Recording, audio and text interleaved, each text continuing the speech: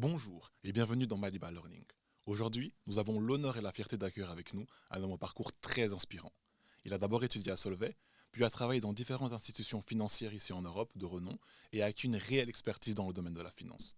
Aujourd'hui, il a décidé de s'impliquer dans différentes activités en Afrique, toutes liées à l'économie du continent, et d'endosser plusieurs casquettes. J'ai nommé Monsieur Jean-Julien Ilunga. Merci beaucoup Monsieur Ilunga de nous faire l'honneur d'être avec nous aujourd'hui.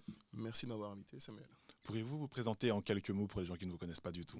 Voilà, donc Jean-Julien Ilunga, je suis le Managing Director de Galuni Consulting Associates, qui est une société, un cabinet de conseil stratégique focus sur l'Afrique centrale. Donc nous aidons à structurer et à financer des projets en RDC et au Rwanda.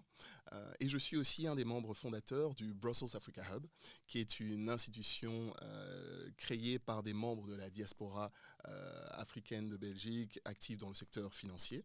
Et notre mission, en fait, c'est de faire de Bruxelles le hub européen de l'investissement durable, sustainable, en direction de l'Afrique. Et pour ce faire, nous organisons différentes initiatives, notamment des missions de conseil, des événements, etc. Merci beaucoup pour votre parcours, un parcours très inspirant comme je l'avais évoqué au début de l'interview.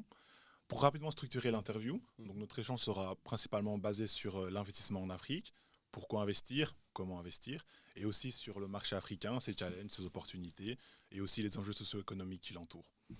La première question, j'aimerais revenir sur votre parcours. Donc vous avez premièrement étudié ici en Europe, travaillé aussi un peu en Europe, et puis décidé de repartir assez rapidement sur le continent africain. Du coup, pourquoi ce choix? Parce que we have to. Donc depuis que je suis petit, j'ai toujours voulu contribuer au développement du continent africain. Ça a notamment dirigé mes choix d'études et même d'options aux études parce que je me suis rendu compte que oui, la finance pouvait contribuer au développement du continent africain. Mais d'abord, il fallait que je me forme et c'est comme ça que j'ai directement travaillé, comme tu l'as dit, dans les différentes institutions financières, notamment chez BNP Paribas, où je travaillais sur des chouettes transactions. Donc c'était le financement d'acquisitions d'entreprises par des fonds de private equity dans le Benelux, l'Europe de l'Est et la Scandinavie. Mais j'étais un peu trop loin du continent. Et c'est comme ça que dès que l'opportunité s'est présentée, je me suis dit, ok, on y va. Et je ne vais pas te cacher que voilà, quand au début des années 2010, il y a eu un peu ce mouvement Africa is the future, etc., je me suis dit, oula, si je traîne trop ici, le train va partir et je me retrouverai dans 10 ans un peu à regarder le continent africain, entre guillemets, s'envoler, quoi. Donc comme vous l'avez évoqué, le marché africain est un marché qui change énormément, et pour les investisseurs étrangers, il pourrait être un peu compliqué de s'y introduire. Donc pour vous, quels seraient les conseils qui leur permettraient de déceler plus rapidement un pays au climat des affaires attractif? Hmm. Non, très bien. En fait, je vais t'avouer que ça dépend un peu du positionnement que tu as en tant qu'entrepreneur ou investisseur, mais même de manière générale, le plus important, c'est de voyager et de se rendre sur place. Mhm. C'est aussi réseauter, parce qu'il faut échanger avec des acteurs qui sont réellement sur le terrain. Parce que oui, on peut lire tout un rapport, des rapports qui vont te dire, ah mais tiens, pour lancer une entreprise dans tel pays, ça te prend que 24 heures, etc. Tu te dis, ah non, c'est bon, le cadre des affaires est top. Tu te dis, oui, mais quand tu discutes avec les opérateurs de terrain, ils vont te dire, oui, bon, ok, tu peux avoir tes papiers en 24 heures, mais après ça, tu dois trouver des bureaux, puis même ouvrir ton compte en banque. Mais là, tu te rends compte que les banques qui sont dans la place ne permettent pas nécessairement l'ouverture facile de compte et des choses comme ça. Donc, la première chose, c'est ça. C'est vraiment réseauter, se renseigner.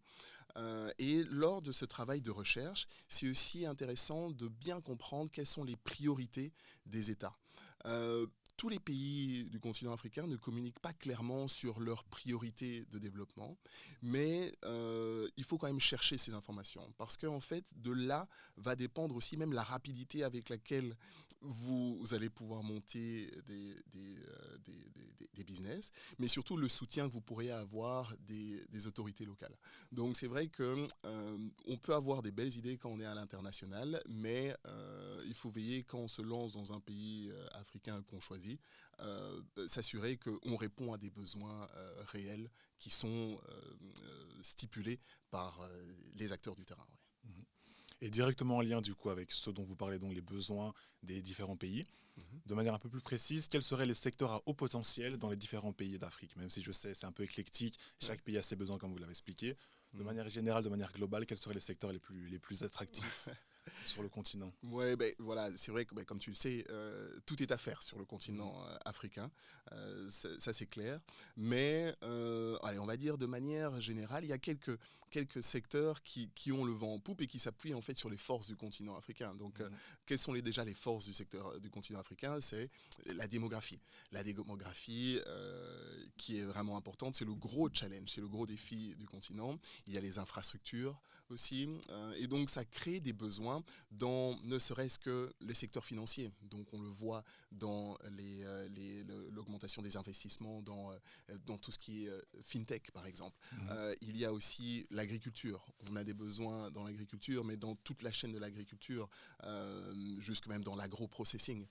Il y a aussi, bien sûr, le secteur de la construction, des télécoms. Il y a les nouvelles énergies, les énergies renouvelables. Donc c'est Mhm. vrai vu qu'il y a un besoin d'accès à l'énergie, il y a différentes initiatives qu'il faut pouvoir soutenir dans ce secteur-là. Et puis, un secteur dont on ne parle pas nécessairement beaucoup, en tout cas dans cette nouvelle tendance de l'investissement sustainable, etc., je pense que le secteur minier doit aussi être considéré. Mhm. Parce que au final, c'est le cœur des économies africaines et je pense qu'il y a de la place pour une nouvelle forme d'investissement dedans. Il y a des acteurs dedans, on a des petits, si je prends le cas du Congo, on a ce qu'on appelle les petits creuseurs, les creuseurs artisanaux. Il y a, je pense, de la place pour des acteurs un peu éthiques dans ce schéma-là. Des acteurs qui aident justement ces creuseurs artisanaux qui, au final, font ce qu'ils font parce qu'ils veulent provenir aux besoins de leur famille. Et donc, c'est de dire, OK, comment on peut les structurer, comment on peut les protéger, etc. Donc, voilà. Donc, c'est vrai que ce sont toute une série de secteurs que j'inviterais, en tout cas, à considérer quand on s'intéresse au continent africain. Maintenant, une fois qu'on a découvert ce genre de secteur, bon, comme tu l'as dit, le plus important, c'est quand même de choisir le pays et la région dans laquelle on se sent entre guillemets plus à l'aise, dans laquelle on a réellement un réseau. Mhm. Parce que voilà, c'est comme ici en Europe. Hein, je veux dire, si quelqu'un te dit oui, dans quel pays, enfin, où tu investirais en Europe, tu dis, bah, moi personnellement, je préfère investir en Belgique ou en France où je connais, plutôt que d'aller en Pologne où je ne connais pas du tout. Mhm. Donc c'est la même chose, je pense, sur le continent africain. Aller là où on connaît, là où on a un réseau, et là où on pense qu'on peut avoir le plus d'impact. Ouais. Mhm. Maintenant, j'aimerais qu'on parle un peu de l'autre côté, qui sont Ouais. les challenges. Donc pour vous, quels seraient les challenges principaux qu'un investisseur étranger pourrait rencontrer sur le continent africain? Et j'enchaîne directement, quelles seraient les solutions qui permettraient d'y remédier? Ouais, ok. Donc, un des gros challenges qu'on peut avoir tout simplement quand on se lance dans l'investissement, que ce soit en Afrique ou ailleurs, c'est bien sûr de perdre son argent. Et donc ça, il faut vraiment être conscient que ça reste une région risquée. Euh, Maintenant, il y a aussi un aspect qui est des fois négligé, c'est la capacité à récupérer l'investissement qui a été fait, ne serait-ce que parce que il y a le pays en question autorise la sortie des capitaux. Et donc c'est Mhm. vrai qu'en tant qu'investisseur, il faut être conscient de cela.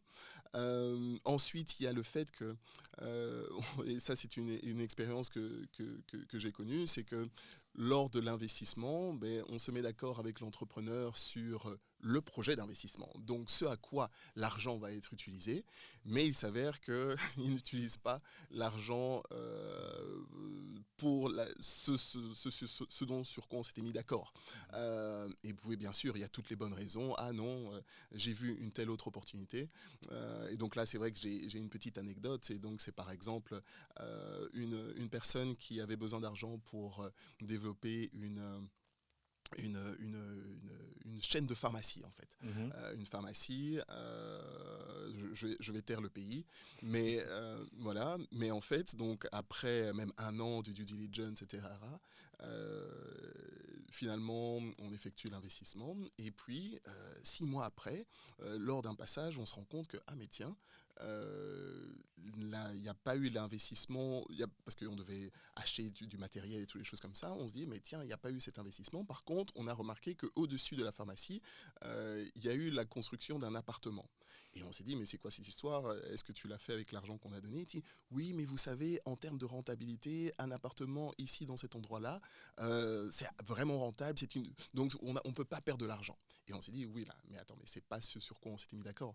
Et donc, voilà. Et donc, ça, c'est vrai que c'est un challenge auquel on peut faire face sur le continent, mais même, je pense, de manière générale, donc je ne vais pas stigmatiser le continent, mais voilà. Et donc, ça me ramène au fait, et là, j'arrive au remède, entre guillemets, les remèdes, c'est que il faut être sur place, quoi. Il faut être sur place, il faut avoir une équipe sur place, que ce soit des avocats, que ce soit bien sûr des comptables, etc., mais surtout des associés qui sont là et qui peuvent suivre l'investissement sur place. Donc ça, c'est vraiment et c'est même en fait même la raison d'être du Brussels Africa Hub, c'est qu'au niveau du Brussels Africa Hub, nous voulons créer un écosystème d'experts qui connaissent le continent africain et surtout qui ont des réseaux locaux. Parce que sans ça, je pense que vous ne serez jamais faire des investissements rentables sur le continent. Parfait. Encore une fois, merci pour ces précieux conseils. Toujours en lien avec les solutions concernant les investissements en Afrique, quels seraient pour vous les moyens les plus sûrs de placer son argent sur le continent africain? Investir dans des startups, dans l'agriculture, ou placer son argent dans des fonds d'investissement privés? Non, moi je vais t'avouer, rien n'est moins sûr que l'investissement en Afrique. Et en fait, c'est même pour ça que je suis le grand défenseur en fait des investissements mutualisés. Et donc c'est vrai que j'inviterais en fait quiconque qui souhaite en tout cas se lancer dans l'investissement africain, soit investir à travers des fonds d'investissement existants, donc ça veut dire confier son argent au final à des professionnels qui ont mis en place une infrastructure, donc qui ont une présence locale, qui ont développé ce réseau local pour dénicher des opportunités, pour essayer de régler des problèmes auxquels on peut faire face au cours d'un investissement. Ou si on est un peu plus entrepreneur, peut-être rejoindre des réseaux de business angels. Donc il y en a différents, donc c'est vrai que notamment grâce à l'African Business Angel Association, au Business Angel Network, et sûrement tu pourras transmettre les coordonnées. Donc ça permet en fait de se retrouver au milieu d'autres investisseurs qui ont la même vision que vous, qui ont aussi des expériences qui peuvent partager avec vous, et surtout ça vous permet de ne pas être seul en fait tout simplement dans l'investissement, parce que ça nécessite vraiment pas mal d'énergie. Et donc voilà, donc c'est vrai que moi en fait si je dois revenir à ça, donc la solution, enfin non c'est pas la solution, mais ce que je vous conseille c'est vraiment de ne pas y aller seul, soit confier à des professionnels qui ont déjà des fonds d'investissement, que ce soit des fonds qui investissent dans des actions africaines, donc qui sont cotées en bourse, ou des fonds de private equity. Bon, même si c'est vrai que pour rentrer dans un fonds de private equity, il faut avoir un certain niveau de revenus et de patrimoine, ou alors de rejoindre ces réseaux de business angels. Ok. Donc on a beaucoup parlé de comment faire fructifier notre argent à nous, mais j'aimerais qu'on aborde le sujet de comment notre argent pourrait aider le développement du continent africain. Du coup, je vous pose la question, comment les financements des investisseurs étrangers peuvent avoir un impact sur le développement de l'Afrique? Moi, c'est vrai que j'ai une vision assez activiste de l'investissement, dans le sens où je vois l'investissement comme une façon de construire avec notre argent le monde que l'on veut.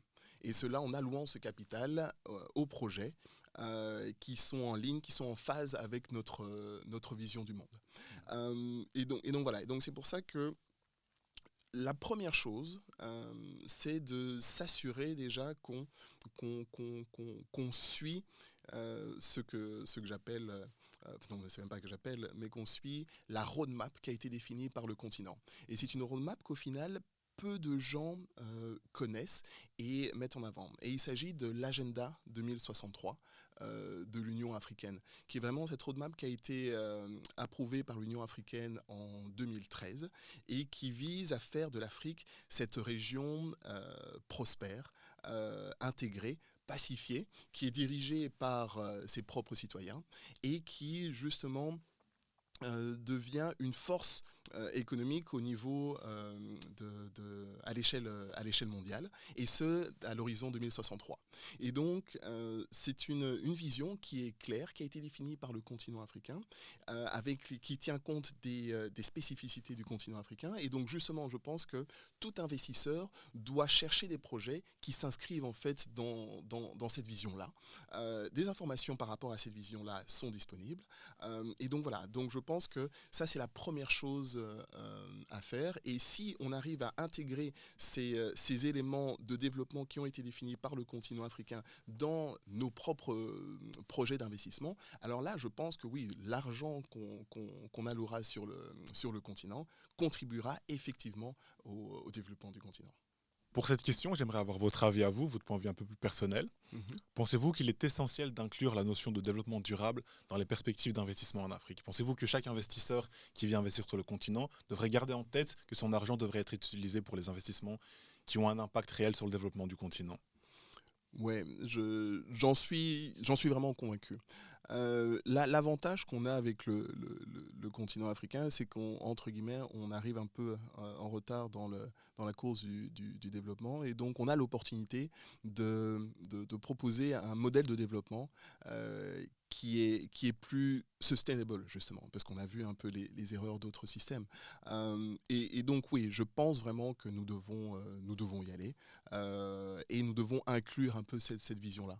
Maintenant, comme je le disais un peu plus tôt, il est important de suivre cet agenda 2063, parce que justement cet agenda 2063 s'inscrit dans cette vision de développement durable, parce que en fait, si je me souviens bien, parce qu'il y a quand même pas mal de concordance et de similitudes avec les objectifs du développement durable des Nations Unies. Sauf que maintenant, c'est un plan qui a été établi par l'Union africaine et donc par l'Afrique elle-même, et qui est vraiment plus long terme, et qui va au-delà de 2030, mais qui va justement jusqu'en 2063. Ok. Encore merci pour ces informations. Et j'aimerais finir avec la question suivante. Quel serait le conseil que vous donneriez à un jeune qui prévoit s'investir sur le continent africain? C'est vrai qu'il y a plein de conseils que je donnerais. D'abord, c'est vraiment s'informer. Là, aujourd'hui, avec Internet, on a accès à vraiment plusieurs sources d'informations.